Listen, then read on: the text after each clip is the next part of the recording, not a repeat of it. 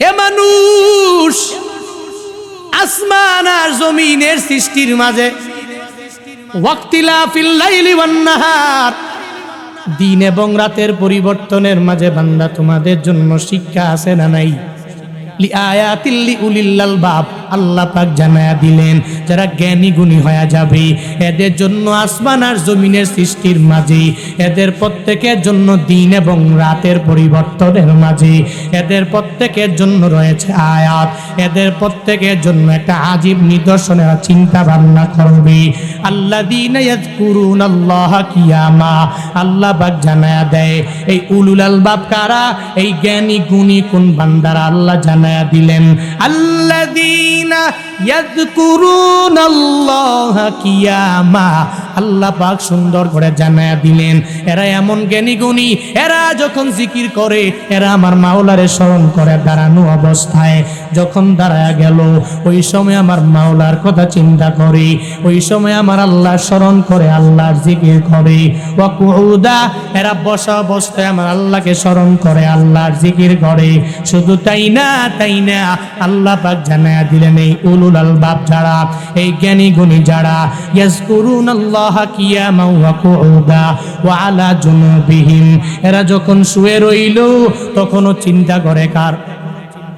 আর জোরে বলেন, স্মরণ করে কাকে? আমার মাওলাকে এরা এত পরিমাণে স্মরণ করে। আল্লাহ পাক বলেন এরা দাঁড়াইয়া আমার মাওলাকে স্মরণ করলো, এরা যখন বসে গেল ওই বসা অবস্থায় আমার মাওলারে পরিপূর্ণ স্মরণ করে নিল। শুধু তাই না, এরা যখন শুয়ে রইল ওই সময় আমার আল্লাহকে স্মরণ করি।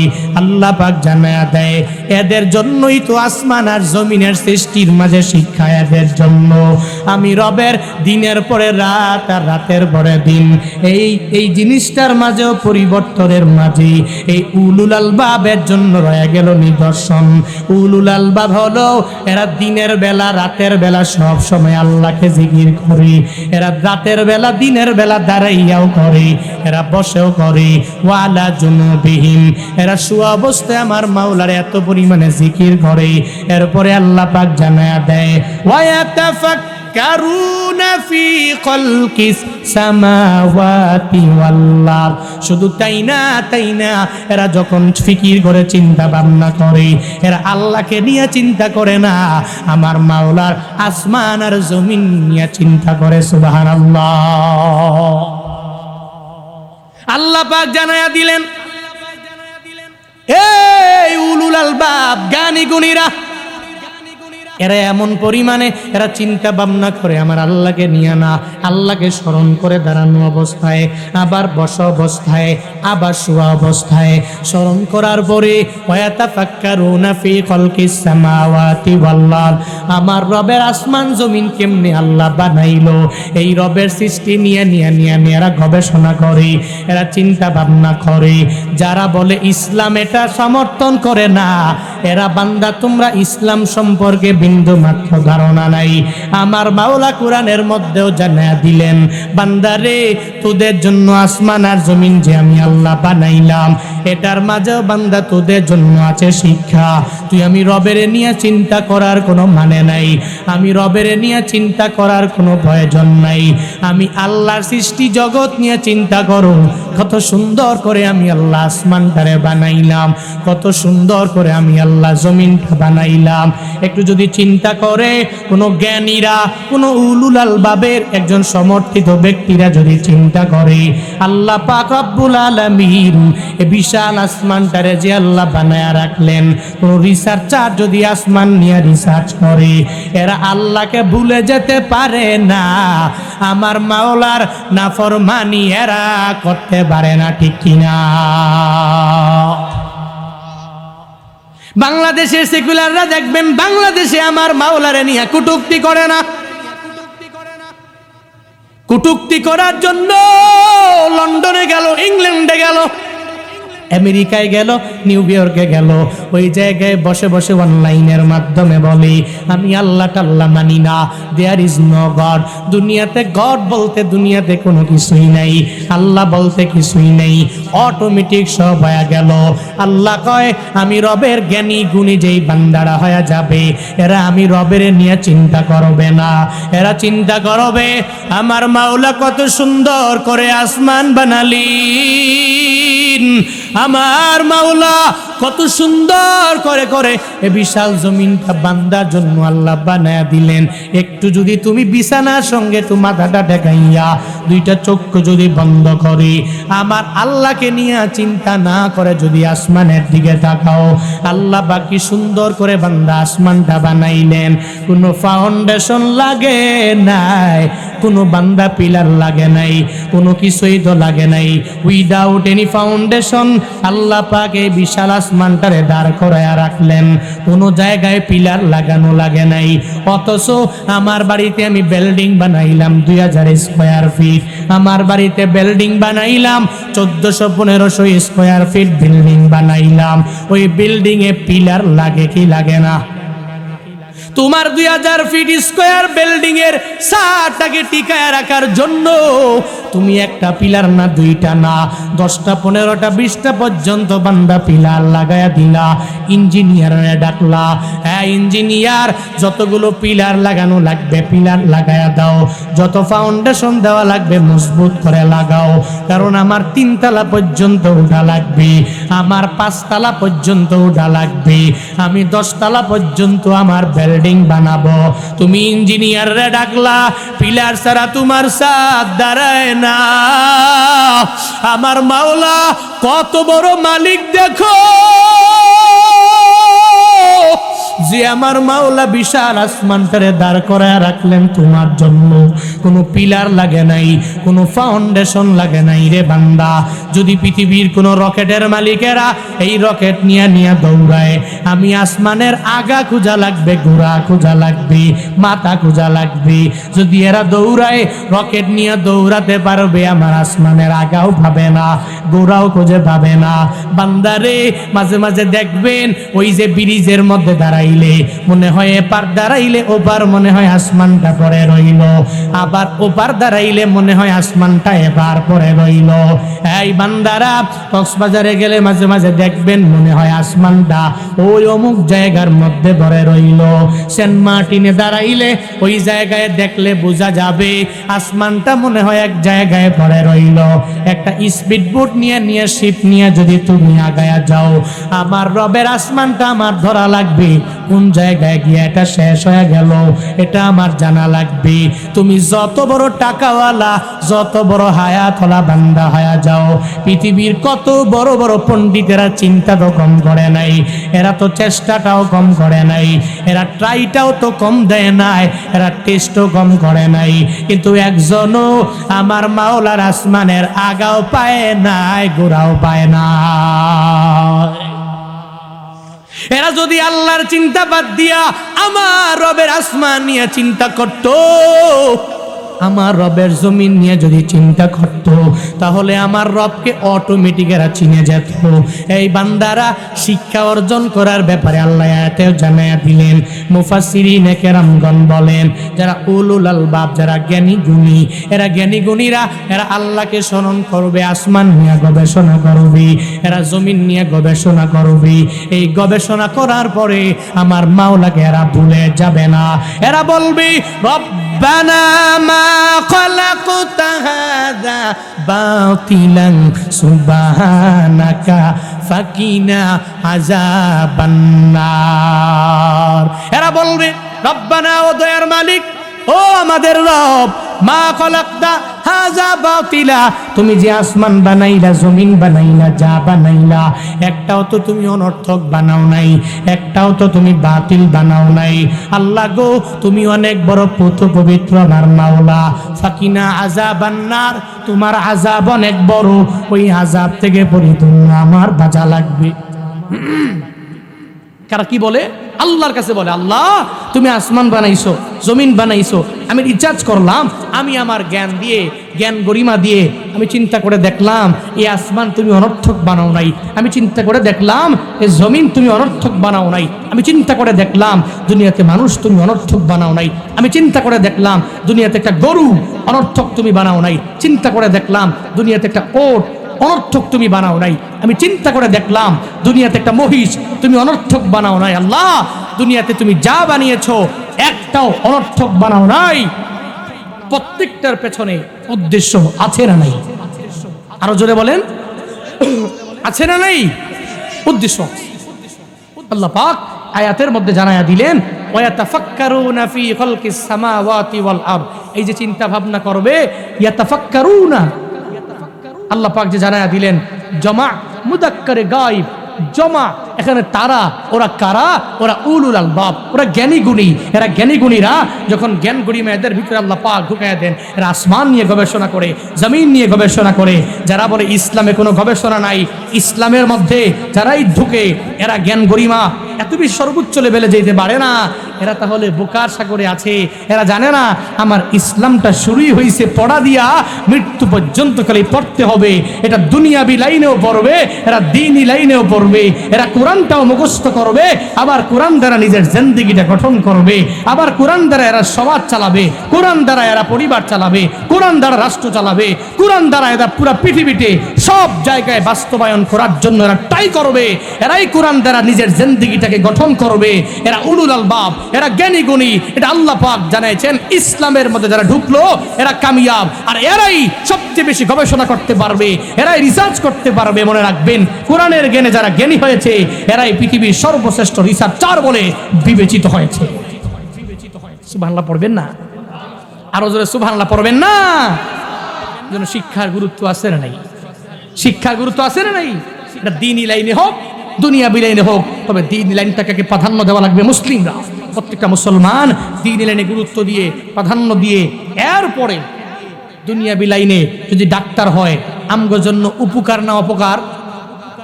কথা বলেন না কেন? মুসলমানের ছেলে যদি ডাক্তার হয়ে যায় উপকার না অপকার? মুসলমানদের ছেলে যদি ইঞ্জিনিয়ার হয় উপকার না অপকার? কথা বলেন না কেন? উপকার না অপকার? তাহলে মুসলমান একজন ইঞ্জিনিয়ার আমি পেলাম, একজন মুসলমান ডাক্তার আমি পেলাম, কারো কাছে আমার যাওয়া লাগবে না। আমার একজন মুসলিম ডাক্তার আছে, আমি তার শরণাপন্ন হলাম। আমার এক মুসলিম ইঞ্জিনিয়ার আছে, আমি তার শরণাপন্ন হলাম। এজন্য মুসলমান যদি ডাক্তার হয়, মুসলমান যদি ইঞ্জিনিয়ার হয়, মুসলমান যদি উকিল হয়, মুসলমান যদি ব্যারিস্টার হয়, এটা মুসলমানদের জন্যই প্রাউড ফিল করার কথা, এরা গর্বিত হওয়ার কথা, এরা অহংকার করার কথা যে আমার ধর্মের একজন ব্যক্তি, ওই ব্যক্তি ডাক্তার হয়েছে। এটা আলহামদুলিল্লাহ, কারণ ডাক্তার হবে সে ইসলামটাকে অন্তরে লালন করছে। অন্তত পক্ষে সে কসাইখানার কসাই ডাক্তারের মতো হতে পারবে না। চিল্লা এখন ঠিক কিনা? আমার বিপদে, আমার মুসিবতে ডক্টর সাব্বিরার মতো হবে না। অন্তত পক্ষে যাতে করে মানুষ মৃত্যুবরণ করে এমন কোনো ইনজেকশন পুশ করবে না। তার ভিতরে রবের ভয় থাকবে, তাকওয়া থাকবে, ইসলামকে লালন করবে। এই শিক্ষা যদি অর্জন করে এরা দুনিয়া বেরিয়ে ডাক্তার হলে আমাদের জন্য উপকার না অপকার? এরা ইঞ্জিনিয়ার হলে উপকার না অপকার? এরা ব্যারিস্টার হলে উপকার না অপকার? এরা উকিল হলে উপকার না অপকার? আল্লাহ পাক গুরুত্ব দেওয়ার তৌফিক দান করেন। সকলেই পড়ি আমিন। আরো জোরে পড়েন আমিন। দ্বীনি লাইনে গুরুত্ব দেওয়া লাগে। আল্লাহ পাক বলছেন যারা জানে, যারা জানে না এরা সমান। এবার আমি জানতে পারলাম না, শিখতে পারলাম না, শিক্ষা প্রতিষ্ঠানে যেতে পারিনি, এখন আমি করবো কি? এখন হব কি? করবো কি? আমার তো এখন কোন আর পথ নাই, যাবো কই? মদিনাওয়ালা নবী জানায়া দিলেন কুন আলিমান আও মুতাআল্লিমান আও মুস্তামিয়ান আও মুহিব্বান লাহুম ওয়ালা তাকুনিল কামিসাফতালিক। মদিনাওয়ালা নবী জানায়া দিলেন তুমি এক নম্বরে আলেম হয়ে যাও। আলেম হও, যদি হতে না পারো 2 নম্বরে মুতাআল্লিম হয়ে যাও। একজন গবেষণাকারী ছাত্র তুমি হয়ে যাও, স্টুডেন্ট হয়ে যাও, একজন তালিবে ইলম হয়ে যাও। যিনি আলেম উনি তো হয়ে গেল, কোনো অসুবিধা নাই। যদি আলেম হইতে পারো আলহামদুলিল্লাহ, শতভাগ এটা প্রশংসার ব্যাপার। 2 নম্বরে আলেম না হতে পারলে মুতাআল্লিম হয়ে যাও। এই যে গবেষণা করে ওর ছাত্র তুমি হয়ে যায়, তার সামনে বসবা, মুতাআল্লিম তুমি হয়ে যাবা। তাও হতে পারলা না, এই যে এখনকার আসলেন উলামায়ে কেরামের বক্তব্য শোনার জন্য, এরকম ভাবে তুমি মুস্তামিআন হয়ে যাও, একজন শ্রবণকারী বান্দা তুমি নিজেরে বানায়া নাও। বক্তারা কথা বলবে, ওই বক্তার সামনে তুমি দাঁড়ায়া যাও, বক্তা কথা বলতেছে, ওই বক্তার সামনে একজন শ্রোতা হয়ে বান্দা তুমি বসে যাও। উনি যা বলবি এটা শুনবা, বাস্তব জীবনে তুমি গিয়ে আমল করে নিবা। এটা মদিনাওয়ালা নবী জানিয়ে দিলেন, যারা আলেম হয়ে গেল বড্ড উপকারী হয়ে গেল। আর আলেম হতে পারলো না, আলেমের ছাত্র হয়ে যাবে, তাও পারলো না। আলেম যা বলবে সুন্দর করে মনোযোগের কান লাগায়া এরা সুন্দর করে শুনবে, শ্রবণ করবে, নিজের শ্রবণকারী বানাবে। আর যদি শ্রবণকারী না হয়ে যেতে পারে, আও মুহিব্বান লাহুম, এরা উলামায়ে কেরামদেরকে মহব্বত করবে। যাদের ভিতরে কোরআনের জ্ঞান আছে এদের নিজের দিল থেকে মহব্বত করবে, অনেক পরিমাণে এরা ভালোবাসবে। এরা কশিন কালে এদের সাথে দুর্ব্যবহার করবে না। এরা কশিন কালেও এদের ছোট্ট একটা অপরাধের দায়ে 3 বছর জিন্দানখানায় ডুবায়া রাখবে না। হয়তো তুমি আলেম হবা, না হয় তুমি আলেমের ছাত্র হয়ে যাবা, না হয় শ্রবণকারী হবা, না হয় এদের দিল দিয়া বান্দা তুমি মহাব্বত করবা, অনেক পরিমাণে ভালোবাসবা। কিন্তু এখন তো উলামায়ে কেরামের কেউ কেউ মহাব্বত করে, আবার কেউ কেউ তো মহাব্বত করতে পারে না। ছোট্ট একটা বাচ্চা হিফজ মাদ্রাসায় পড়ার পরে যখন গ্রাম দিয়ে হেঁটে যায়, যখন এলাকায় হাঁটে, কিছু কিছু মুরব্বীরা দেখবেন নামাজের সময়ে যার উপরে নামাজটা এখনো পর্যন্ত ফরজ হয় নাই, 12 বছরের আগে হঠাৎ করে নামাজের সময় বাচ্চাটা মাদ্রাসা থেকে বের হয়ে গেল। এক বৃদ্ধ সঙ্গে সঙ্গে ওরে ডাইকা বলে, কি হুজুর নামাজ কই? এরকম বলে কি বলে না? কথা বলেন না কেন? বলে কি বলে না? এরকম বলে। দেখবেন যে হুজুর নামাজ কই, নামাজ রোজা লাগে না, নামাজের সময় তুমি কই যাও, নামাজের সময় নামাজ পড়তে পারো না। যে বুড়াই কইলো ছোট্ট এক বাচ্চারে যার উপর নামাজ ফরজ হয় নাই, এ যে পাইক্কা জুনা হয়ে রইছে, দাড়ি মারি সব সাদা হয়ে গেছে, এ যে একটা পা কবরে চলে গেছে, তো তোমার নামাজ কই? মূলত কথা একটা না, ছোট্ট একটা হিফজখানার বাচ্চা দেখলে ওর জলে। এমন কিছু ব্যক্তিও আমার সমাজে আছে না নাই? তুমি কই পড়ো? আমি আলিয়া মাদ্রাসায় পড়ি। তুমি কই পড়ো? আমি কওমি মাদ্রাসায় পড়ি। তুমি কই পড়ো? আমি পটিয়ায় পড়ি। তুমি কই পড়ো? আমি জিরি পড়ি। তো তুমি পটিয়ায় পড়ো, মাদ্রাসা হইলো? আমি যেমনি বলি এমনি শুনবি। আমি আগে যে মাদ্রাসায় পড়তাম, একদিন মাদ্রাসায় যাওয়ার পথে এক স্কুলের সভাপতি হিন্দু দুনিয়া থেকে বিদায় নিয়েছেন, চলে গেছেন, জাহান্নামের অধিবাসী মুশরিক। আমার সাথে দেখা হইছে, রাগী মানুষ আমি, আমার সাথে মোলাকাত বলতেছে, কই যাও? মাদ্রাসায়। তোমার বাড়ির পাশে স্কুল আছে, স্কুলে পড়লেও তো পারো, বুঝলেন নাই? ওই স্কুলে পড়লেও তো পারো, বাড়ির কাছে এই হাই স্কুল থুয়া তুই মাদ্রাসায় যাওয়ার তো কোনো মানেই হয় না, তোমাদের জন্য তুই হাই স্কুলটা করে দিলাম। আমি বললাম যে মাদ্রাসায় আমি যাব, আপনি তো নাক গলাইতে পারেন না, আমি আমার মাদ্রাসায় পড়বো। এরকম কিছু ব্যক্তি সমাজে আছে। আপনি মাদ্রাসায় গেলে ওর জ্বলবে, আপনি পটিয়ায় গেলে জ্বলবে, জিরিতে গেলে ওর জ্বলবে, হাটাজারিতে গেলে ওর জ্বলবে। আপনি যদি যাত্রা বাড়িতে যান ওর মাথা আরো গরম হয়ে যাবে। ও চায় না এদেশে উলামায়ে কেরামের সংখ্যা বৃদ্ধি পাক, কারণ অন্তরে যদি উপর দিয়া ফিটফাট, ভিতরে সদরঘাট, উপর দিয়ে লালন করে ইসলাম, কিন্তু অন্তরে ইসলামকে লালন করতে পারে না, অন্তরে আলেমদেরকে লালন করতে পারে না।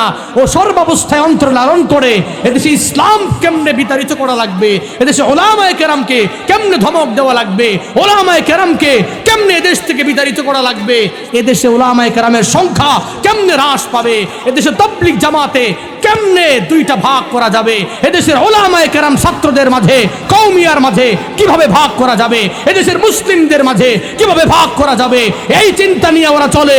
ওরা কশিন কালেও কোনো মুসলমানের বন্ধু হতে পারে না, পারে না, পারে না, ঠিক কিনা?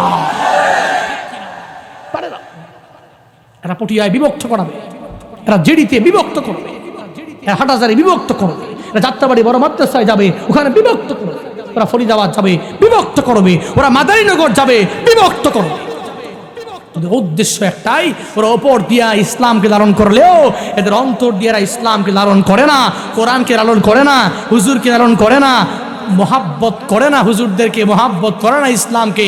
ওদের অন্তরে একটাই, এরা সেকুলারিজম মনে মনে লালন করে। এরা উপর দিয়া ফিটফাট, ভিতরে। আল্লাহ এই সমস্ত জাতি থেকে আমাদেরকে হেফাজত করেন। আরো জোরে পড়ে না আমিন। উলামায়ে কেরামকে মোহাব্বত করবো না ঘৃণা করব? কথা বলেন।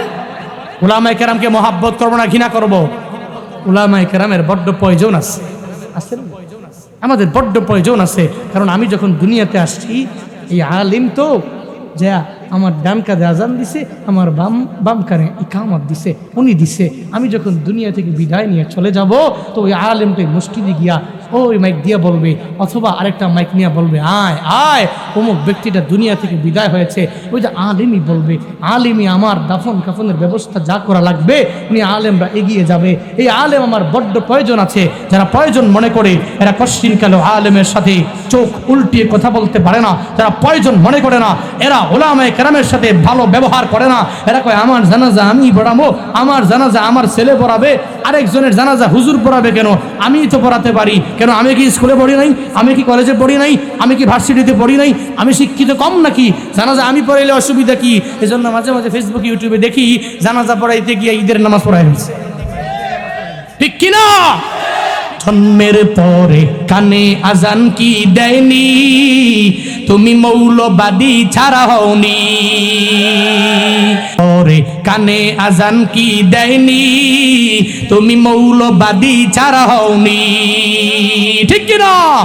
আবার মরণের পরে জানাজা পড়াবে,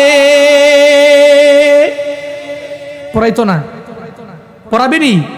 মরণের পরে জানাজা পড়াবে, তখন কোথায় পালিয়ে যাবি? বিদ্রোহী বিপ্লবী মৌলবাদী কেন জঙ্গিবাদী? বিদ্রোহী বিপ্লবী মৌলবাদী কেন জঙ্গিবাদী? বিদ্রোহী বিপ্লবী মৌলবাদী কেন জঙ্গিবাদী? সত্যের পক্ষে গান গাই বলে আমি বিদ্রোহী, সত্যের পথে ডাকি বলে আমি বিপ্লবী। কোরআনের কথা বলি তাই বলে আমাকে মৌলবাদী, জিহাদের কথা বলি তাই বলে আমাকে জঙ্গিবাদী। আমি বিদ্রোহী বিপ্লবী মৌলবাদী কেন জঙ্গিবাদী? বিদ্রোহী বিপ্লবী মৌলবাদী কেন জঙ্গিবাদী? বিদ্রোহী বিপ্লবী মৌলবাদী কেন জঙ্গিবাদী? কি মনে করে ওই হনুমান, দাড়ি টুপি দেখলেই তালেবান? আবার সিংহের চেয়েও বেশি ভয় পায়, সিংহের চেয়েও বেশি ভয় পায় মাথায় পাগড়ি দেখে যদি। বিদ্রোহী বিপ্লবী মৌলবাদী কেন জঙ্গিবাদী? বিদ্রোহী বিপ্লবী মৌলবাদী কেন জঙ্গিবাদী? বিদ্রোহী বিপ্লবী মৌলবাদী কেন জঙ্গিবাদী, ঠিক কিনা? বেহায়া নারীর ওই কেমন কথা, বোরকার কথা বললে ওদের মাথা ব্যথা।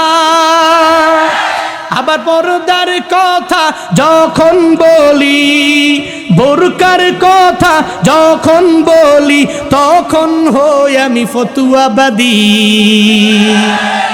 বিদ্রোহী বিপ্লবী ফতুয়াবাদী কেন জঙ্গিবাদী? বিদ্রোহী বিপ্লবী মৌলবাদী কেন জঙ্গিবাদী? বিদ্রোহী বিপ্লবী মৌলবাদী কেন জঙ্গিবাদী? বিদ্রোহী বিপ্লবী মৌলবাদী কেন জঙ্গিবাদী?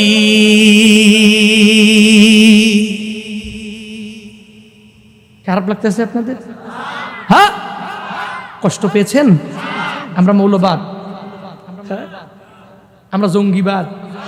হ্যাঁ, কিছু কথা বললেই এই হুজুর তো ভালো না, এতক্ষণ পর্যন্ত হুজুরে ভালো লাগলো, এখন তো ভালো লাগে না। একটু গরম কথা বললেই কেউ কেউ মনে করে হুজুর রাজনৈতিক বক্তব্য দেয়, অথচ আগাও বুঝলো না, গুড়াও বুঝলো না, বয়ানের বিষয়টাও সে বুঝলো না, কিচ্ছুই বুঝলো না। হুজুর খালি রাজনৈতিক বক্তব্য মারে কেন? এই যে রাজনীতির কি আমি বললাম নবীজি বলেছেন তুই উলামায়ে কেরামরে মহব্বত করো। তুই তো আলেম হতে পারো নাই, তুই ছাত্র হতে পারো নাই আলেমের, তুই তো শ্রবণকারীও হতে পারলি না, কারণ তুই তো এমন একটা কলব ফি কুলুবিহিম মারজ ফাযাদাহুমুল্লাহু মারজা, তোর অন্তরের মধ্যে এমন রোগ রয়েছে, এমন ব্যাধি রয়েছে, এটা খালি দিন দিন খালি বৃদ্ধি পায়। তোর কাছে হুজুরের কথা ভালো লাগে না, খতিবের কথা ভালো লাগে না। ওদিন ব্রাহ্মণবাড়িয়ার নবীনগরে এক প্রোগ্রামে গেছি, যাওয়ার পরে আমার আগে এক দাওরায়ে হাদিস মাদ্রাসার মুহতামিম, উনি তো কশির গেল মিথ্যা বলতে পারে না, উনি নিজেই আমার বয়ানের শেষে দুয়ার আগে উনি মাইক নিয়ে বলতেছে আমার এলাকায় এমন এক নাস্তিকের ধরা হয়েছে, তার নামটা এখন বলি না, তবে আমি তাকে ভালো করার জন্য চেষ্টা করতেছি, যদি সে উড্ড না করে তো আমি জনগণের সামনে তার নামটা বলবো। কি বলছে সবাই জানতে চাচ্ছে, আমি বলতেছি একটু ওয়েট করো। এই ব্যক্তি আমাকে বলছেন ব্রাহ্মণবাড়িয়া শহর থেকে আমি যখন আসছি, জামিয়া উনি সিয়ার ছাত্র, দামি লোক আসছে, ডানে বসে আমরা বলতেছে বলমুনি বলেন সেকুলার কি বলছে বলেন, কয় নাস্তিক তো বলছে জুমার যে খতিবরা বয়ান করে না, আপনাদের এলাকায় মাইক লাগায় না, মসজিদের মধ্যে মাইক লাগিয়ে জুমার খতিবেরা বয়ান করে, কি কইছে এক সপ্তাহ পরে এই হুজুরা জুমার দিনে এরকম কাউ লাগাই করে,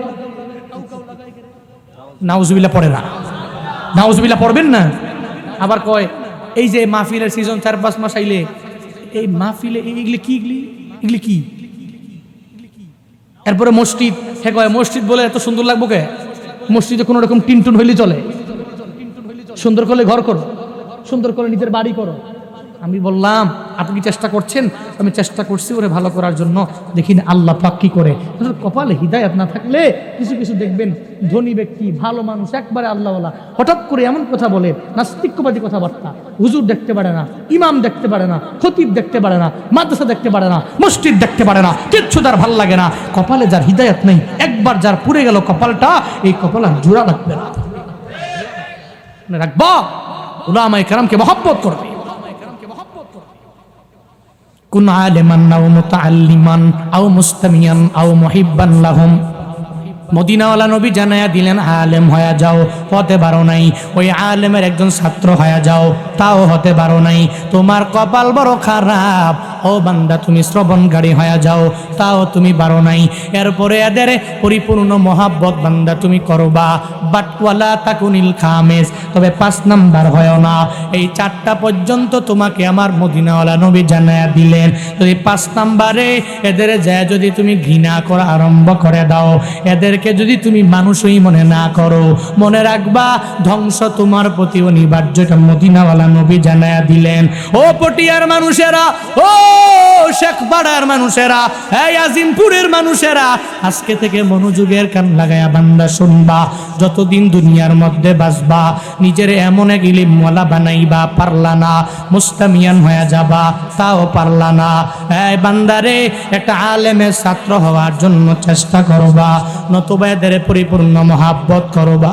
মনে রাখবা নিজে হতে পারো নাই, ছেলেটারে মাদ্রাসার মধ্যে দিয়ে দিবা, ছেলেটা মাদ্রাসায় পড়বি, ওখান থেকে হাফেজে কোরআন হয়ে যাবি, ছেলেটা আলেমে কোরআন হয়ে যাবে।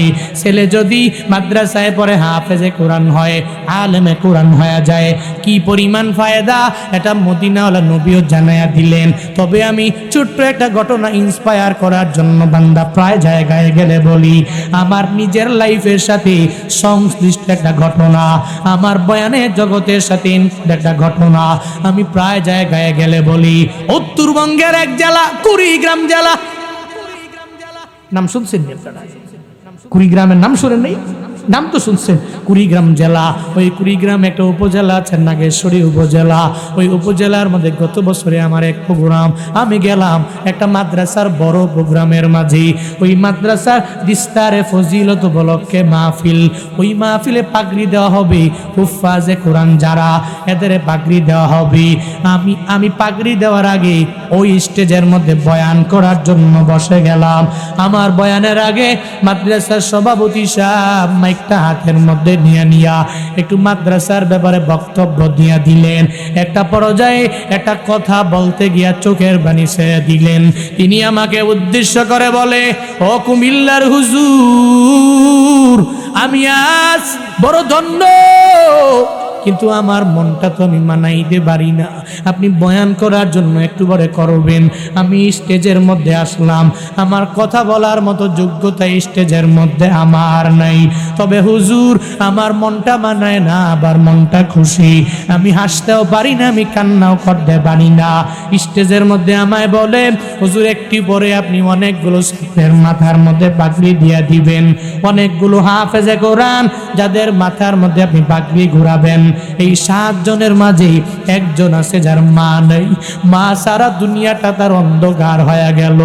আমি হলাম তার বাবা, এই দুনিয়াতে আমার স্ত্রীও নাই, আমার এই হাফেজে কোরআন এই ছেলেটার মা দুনিয়ার মাঝে নাই। এটা বলার পরে সঙ্গে সঙ্গে চোখের পানি ছেড়ে কান্না করে দিল, আর সবার কাছে একটা কথাও বলতে পারে না। কান্না নিয়ে নিয়ে চোখের পানি ছেড়ে দিয়ে দিয়ে বলে, ও সুতারা, ও হুজুর আমার ছেলের জন্য একটু দোয়া করে দিবেন, কারণ ওর মা নাই। মা ছাড়া একটা ছেলে তো চলতে পারে না, মা ছাড়া একটা ছেলে তো দুনিয়াতে সুন্দর করে অগ্রগামী হতে পারে না। এরপরেও আমি অন্য কোথাও কোনো নারীকে বিয়া করি নাই, আমি এই ছেলেটারে দেখাশোনা করে করে বড় বানাইলাম। আজকে এই বিশাল ভরপুর মজলিসে এই স্টেজের মধ্যে এই ছেলেটা পাগড়ি নিয়ে নিবে, আপনি তার জন্য মাথায় হাত বুলাই একটু দোয়া করে দিবেন। আমি সবার মাথার মধ্যে পাগড়ি দিয়ে দিব, আমি এক এক করে 6 জনের মাথার মধ্যে পাগড়ি দিয়ে দিলাম। আমি তাকায়া দেখি সবার মুখের মধ্যে হাসি। আল্লাহ পাক এই 30 পারা কোরআন তাদের সিনার মধ্যে ঢুকায়া দিল। এদের মনটা কেন ভালো হবে না? এদের মনটা অটোমেটিক ভরে গেল। এরা অটোমেটিক চোখের পানি ফেলায় না, বরং হাসি। এদের গালে হাসির অভাব নাই, এদের মুখে চোখের মধ্যে হাসির অভাব নাই। কেন কেন জানোনি? কারণ 30 পারা কোরআন যার সিনার মধ্যে ঢুকাইল, ওর কপালটা ভালো না খারাপ? হ্যাঁ, কি পরিমাণ ভালো কপাল, এত পরিমাণে ভালো। এরা চোখের পানি ফেলে কান্না করে না। এত বড় মজলিসেদের মুখের মধ্যে একটা হাসি হাসি ভাব দেখতে পেলাম। আমি সবার মধ্যে পাগড়ি ঘুরাইলাম। 7 নম্বরে আমি যার মাথায় পাগড়ি দিয়ে দিব, ওই ছেলেটা আমার বরাবর আসলো। আমি তার মাথার মধ্যে যতই পাগড়ি বেজালাম, আমি তাকায়া দেখি তার চোখের মধ্যে কোনো হাসি নাই, তার মুখের মধ্যেও বিন্দু মাত্র পরিমাণ কোনো হাসি নাই। আমি দেখি তাকাইয়া একটু কান্না করবে করবে করবে ভাব। আমি তাকে জিগাইলাম, ছেলে রে, আমি বুঝলাম না, এই ভরপুর মজলিসে 30 পারা কোরআনটা তুমি সিনার মধ্যে ঢুকাইয়া তুমি কেন হাসো না? কেন চোখের পানি ফেলায়া কান্না করবা করবা ভাব? সঙ্গে সঙ্গে ডাকে বলে, ও হুজুর আমার মা নাই। এই দুনিয়াতে যদি আমার মা থাকতো, আমি পাগড়ি নিয়ে নিয়ে নিয়ে নিয়ে মায়ের দরবারে যেতাম। আমার মা কত মায়া করে করে আমারে বুকের মধ্যে জড়ায় নিত। আমার মা আমারে কি পরিমাণ মহাব্বত করত। আমার মা আমারে মায়া করে করে করে হাফেজে কোরআন বলি নিজেরে গর্বিত মনে করত রে হুজুর। কিন্তু আমার মা নাই। আজকে আমি কার জন্য হাফেজ হইয়া বাড়িতে যাব? আমি হাফেজ হইয়া আমার মায়ের একটা বারের জন্য বলতে পারবো না, ও মা আমি হাফেজে কোরআন হয়ে গেলাম, আমারে দোয়া করে দাও। এটা আমি মায়ের সামনে গিয়া বলতে পারবো না। হুজুর গো আমার মা নাই। আপনি কবরের সামনে যাবেন, কবরের সামনে যায়া আমার মায়ের জন্য একটু দোয়া করে দিবেন। আমার মার জন্য একটু দোয়া করা লাগবে। আমিও পাগড়ি নিয়ে নিয়ে মায়ের সামনে যাব। তবে আমি মারে জীবিত পাবো না, ওই কবরের মধ্যে মা শায়িত অবস্থায় থাকবে। আমি মাকবারার সামনে গিয়া দাঁড়াইয়া আমার মায়ের জন্য একটু রব্বির হামহুমা কামা রব্বায়ানি সগীরা বলে বলে দোয়া করব। এই বান্দারা, একটা হাফেজে কোরআনের কি পরিমাণ দাম শুনে যাও। একটা হাফেজে কোরআন মায়েরে বলতে পারে না, একটা বাবারেও বলতে পারে না। বাংলাদেশের বৃদ্ধাশ্রম যেখানে আছে ওখানে গিয়া গিয়া বান্দা দেখবেন একটা আলেমের মা নাই। সব MBBS ডাক্তারের মা হতে পারে, ইঞ্জিনিয়ারের মা হতে পারে, মাস্টার্স কমপ্লিট করনেওয়ালা ফুলার মা বাবা হতে পারে। একটা আলেমের মা বাবা কোন বৃদ্ধাশ্রমে নাই। চিল্লায় কও ঠিক কিনা? আলেমের মা বাবা বৃদ্ধাশ্রমে থাকে না। ওই আলেমের অন্তরে আছে আমার মা বাবা আমার ছোটবেলায় লালন পালন করেছি, এখন আমার মা যদি বুড়া হয়ে গেল, বাবাও যদি বৃদ্ধ হয়ে গেল, আমি কশিনকালেও তারে বৃদ্ধা আশ্রমে নিয়ে যেতে পারি না, ওখানে দিতে পারি না। আমার মা আমার ঘরে থাকবি, আমার বাবা আমার ঘরের মধ্যে থাকবি। বাবারে যদি দ্বীনি শিক্ষা যদি ওই ছেলের অন্তরের মধ্যে ঢুকাইয়া দাও, কশিনকালে অন্যমুখ আরাম হবে না, কশিনকালেও বেঈমানও হবে না। সঙ্গে সঙ্গে আমি যখন বয়ান শেষ করে দিলাম, এই ছোট্ট বাচ্চাটাকে নিয়ে নিয়া যখন আমি রওনা হয়ে যাব, নতুন পাগড়ি নিয়ে নিয়া মাকবারার সামনে গিয়ে দাঁড়ায় গেলাম। সূরা ফাতিহা ইখলাস পড়লাম, সূরা তাকাসুর পড়ার পরে দুরূদ পড়ার পরে আমি বললাম, আজকে আমি নিজে দোয়া দিব না, এই যে হাফেজে কোরআন তার মায়ের জন্য এই পবিত্র জবান নিয়ে নিয়ে সে দোয়া করবে, তার মায়ের জন্য সে নিজেই দোয়া করবে। এটা বলতে দেরি ওই হাফেজে কোরআন সঙ্গে সঙ্গে দুইটা হাত বাড়াইয়া আমার মাওলার দরবারে আবদার জানায়, আল্লাহ গো, আমি হাফেজ হয়েছি, আমার মাথার মধ্যে পাগড়ি আমি দিয়ে দিলাম, কিন্তু আল্লাহ আমার মাটারে তুমি নিয়ে গেলা, এই দুনিয়াতে আমার মা নাই, আমি মায়ের কাছে যাইতাম, আমার পাগড়ি নিয়া নিয়া ওই মায়ের দরবারে গেলে আমার মা আমারে আদর করত। তার আঞ্চলিক ভাষায় যখন দোয়াটা বান্দা দিয়ে দিল, বান্দারে সব মানুষেরা হাউ মাউ করে কান্না করে, একজন এতিমের কান্না দেখে কেউ চোখের পানি ধরে রাখতে পারে নাই, মা হারাইয়া চোখের পানি ফালায় আমার মাওলার দরবারে বলে, ও আল্লাহ, আমার মা আমাকে ছোটবেলায় কত কষ্ট করে করে করে আমার মা আমার লালন পালন করলো, আজকে আমার মা নাই, ও আল্লাহ, এই কবরের মধ্যে তুমি মায়ের কবর জান্নাতের বাগান বানায়া দাও। বান্দারে দ্বীনি শিক্ষা যদি অন্তরের মধ্যে না থাকে, ওই মায়ের কবরের সামনেও যাবে না, ওই বাবার কবরের সামনেও যাবে না। শুদ্ধ করে রব্বির হামহুমা কামা রব্বায়ানি সগীরা, সেই ছোট্ট এই আয়াতে কারিমাটা পর্যন্ত বলতে পারবে না, কিন্তু যদি দ্বীনি শিক্ষা অর্জন করে নাও, নিজের যদি হাফেজ বানায় নাও, নিজের ছেলেটাকে যদি আলেম বানায় নিতে পারো, তোমার মরণের পরে মাকবারার সামনে যাবে, তোমার মরণের পরে কবরের সামনে যাবে, আর ওই ছেলে মেয়ে যাইয়া যদি তোমাকে চোখের পানি ফেলায়া যদি তোমার জন্য দোয়া করে, ও দয়ার মালিক, আমার মা বাবার কবর তুমি জান্নাতের বাগান বানায়া দাও। ওই সন্তানের দোয়ার বদৌলতে কবর যদি জাহান্নামের গর্ত হয়ে যায়, ওই সন্তানের দোয়ার বদৌলতে আমার মাওলা ওই কবর জান্নাতের বাগান বানায়া দিতে পারে, ওই কবর জান্নাতের বাগান হয়ে যেতে পারে ওই ছেলে মেয়ের দুয়ার বদৌলতে। ও পটিয়ার মুসলমানেরা, আজকে থেকে বান্দা তুমি ওয়াদা করে নাও, দ্বীনি শিক্ষা এত পরিমাণে গুরুত্বের মনে করবা যে আমার দুনিয়া বিলাইনেও ফায়দা হবে, আমার আখিরাতের লাইনেও বড্ড ফায়দা হয়ে যাবে, দ্বীনি লাইনে অগ্রগামী হয়ে যাও। শুধু তাই না, শিক্ষা তুমি অর্জন করে নাও, দ্বীনিও করবা, আবার দুনিয়া বিলাইনেরও বান্দা শিক্ষা অর্জন করো, নিজেরে চলার পথে একজন আলেম বানায় নাও। কারণ আল্লাহ পাক জানায়া দিলেন, যারা জানে তারা জানে না, এরা সমান হতে পারে না। আর 2 নম্বরে নসিহত যুবকদের জন্য, যারা যুবক হয়ে গেল, যুবকদের শরীরের মধ্যে রক্তটা গরম না ঠান্ডা? হ্যাঁ, কি পরিমাণে গরম! হুজুরের কথা মানতে রাজি না। হুজুর যদি কয় তুমি নামাজে আসো, হুজুর জানেন না শরীরের মধ্যে যে পাওয়ার, এখন কি নামাজ পড়ার সময় নাকি, এখন কি আমল করার সময় নাকি?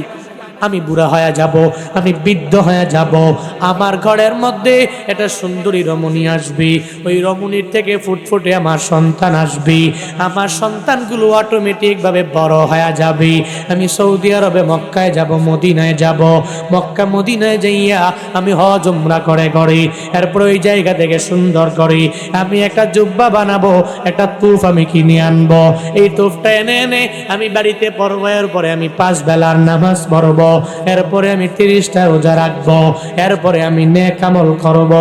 এই যুবকেরা, তোমরা এই চিন্তা নিয়ে চললে হবে না। বৃদ্ধ পর্যন্ত বাঁচবা, ওই গ্যারান্টি দুনিয়ার কেউ দিতে পারবে না। তোমার মাও দিতে পারবে না, তোমার বাবাও দিতে পারবে না, দুনিয়ার কেউ তোমাকে দিতে পারবে না। সময় থাকতে এই জুয়ানকালে যৌবনকালের মূল্যায়ন করিও, সময় থাকতে বান্দা মূল্যায়ন দিয়ে দিও। কারণ মদিনাওয়ালা নবী তো জানাইছি, সাবআতুন ইউজিল্লুহুমুল্লাহু ফি জিল্লিহি ইয়াউমা লা জিল্লা ইল্লা জিল্লুহু, আল ইমামুল আদিল ওয়া শাবুন নাশা ফি ইবাদাতি রাব্বি। হাশরের ময়দানে আরশে মুআল্লার ছায়া ছাড়া আর কোনো ছায়া থাকবে না, শুধু আরশে মুআল্লার ছায়া। ওই আরশে মুআল্লার নিচে আল্লাহ পাক 7 গুণে গুণান্বিত বান্দা যারা, 7 শ্রেণীর বান্দাদেরকে আল্লাহ পাক মায়া করে ওই আরশে মুআল্লার নিচে জায়গা করে দিবে। 1 নম্বরে ইমামে আদেল, যে ইমাম আদেল হয়ে গেল, নিজে আদালত পরিপূর্ণ কায়েম করলো, ওই ইমামটা আদেল হওয়ার কারণে আরশে মুআল্লার নিজে জায়গা দেওয়া হবে।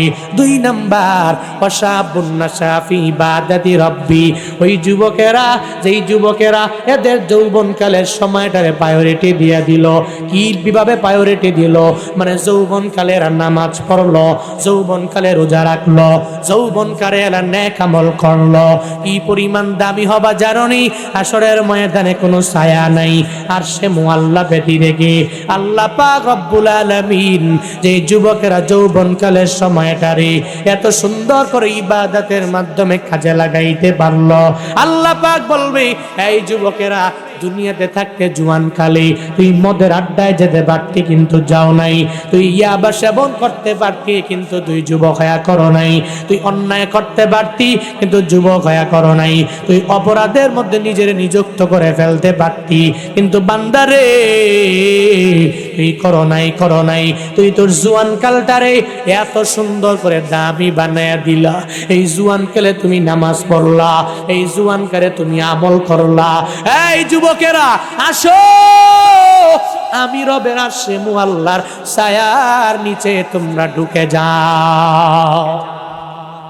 আল্লাহ পাক মায়া করে করে ওই জুয়ানদেরকে আরশে মুআল্লার নিচে জায়গা করে দিবে।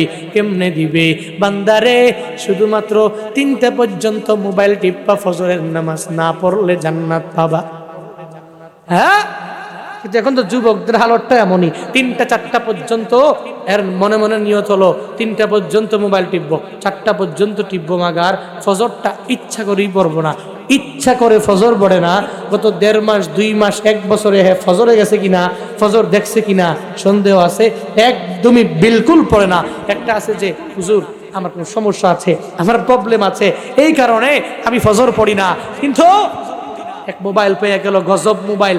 এই মোবাইলে এমন কোন নাটক নাই ও দেখে নাই, এমন কোন ইন্ডিয়ান মুভি নাই ও দেখে নাই, এমন কোন ছবি নাই ও দেখে নাই, সব সুন্দর করে ডাউনলোড করে রাখছে।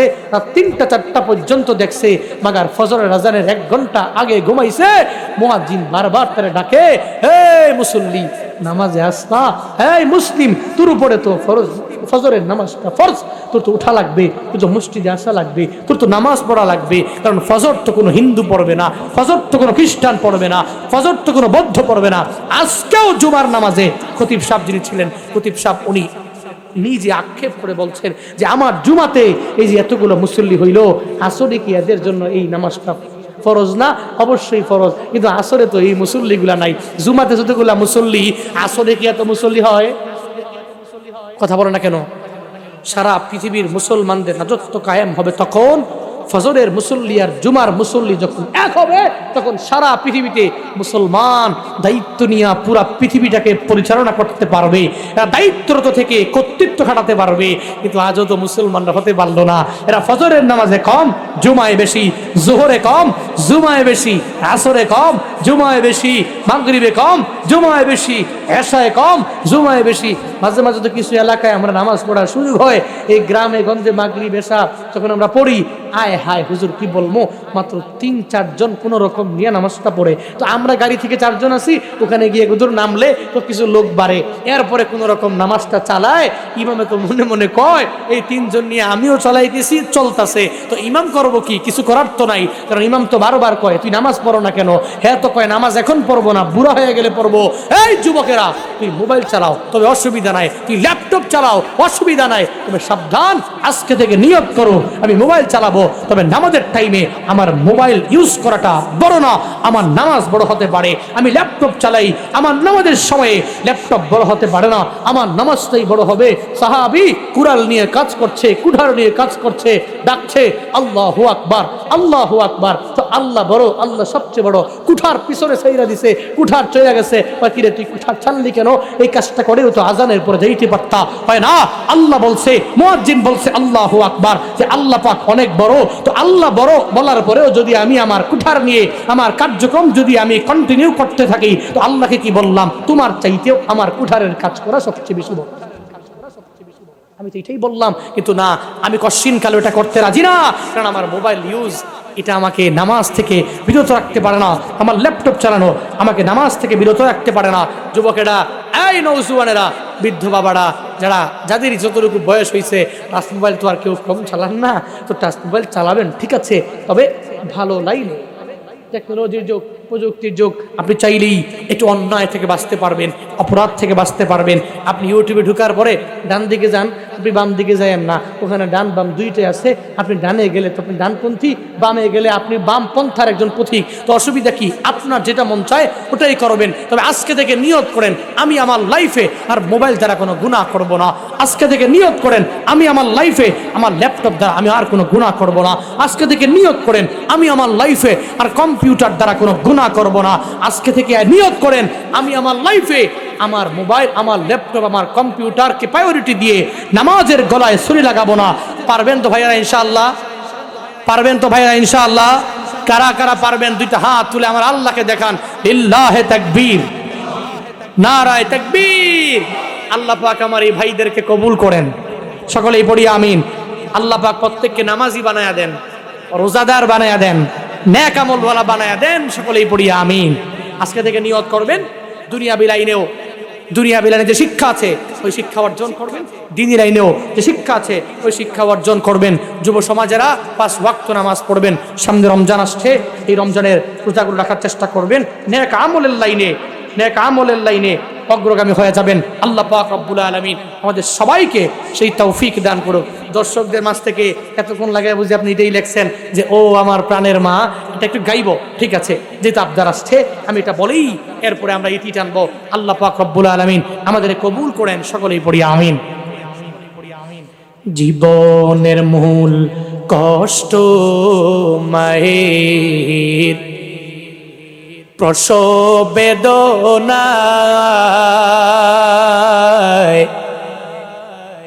7 আসমান 7 জমিন তখন মায়েরই মাথায়। জীবনের মূল কষ্ট মায়ের, প্রসব বেদনায়, 7 আসমান 7 জমিন তখন মায়েরই মাথায়। এমন মাকে কেমনে আজি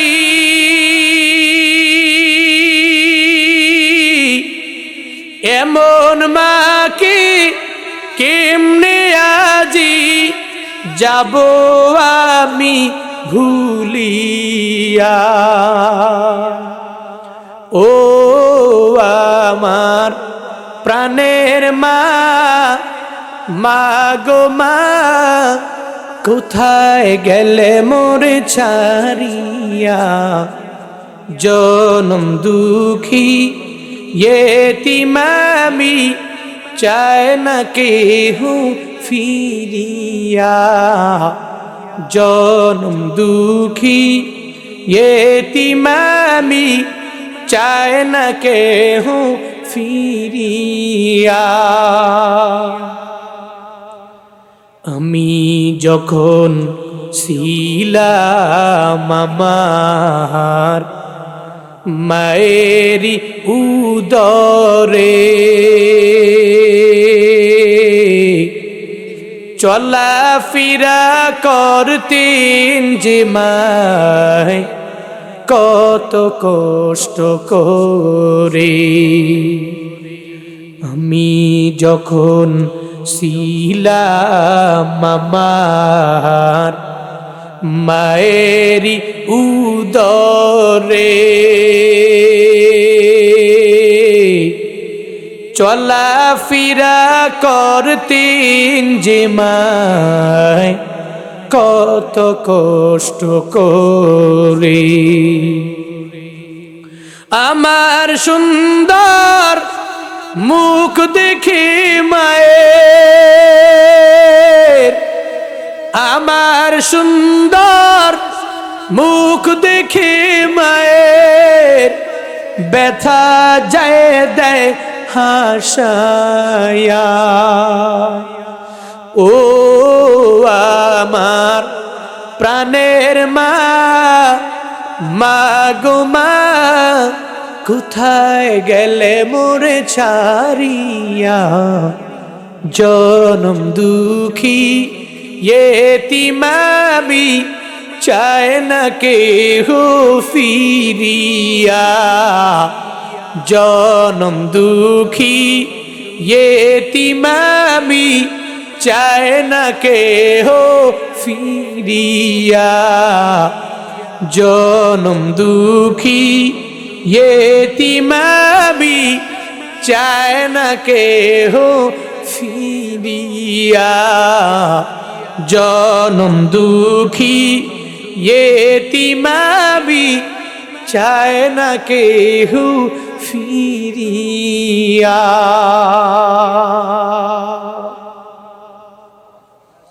মারহাবা পড়বেন না? আর একটু জোরে মাশাআল্লাহ পড়বেন না? শুনেন, পৃথিবীতে মা যেই পরিমাণ কষ্ট করে, আপনি বলেন আর কেউ আপনার জন্য এত কষ্ট করছে? করছে? আপনার বউ, আপনার ছেলে, আপনার মেয়ে, আপনার মা আপনার জন্য যে কষ্ট করেছে, পৃথিবীর কেউ আপনার জন্য এই পরিমাণ কষ্ট করে নাই। সাবধান, ওই মায়ের সাথে বেয়াদবি করা যাবে না।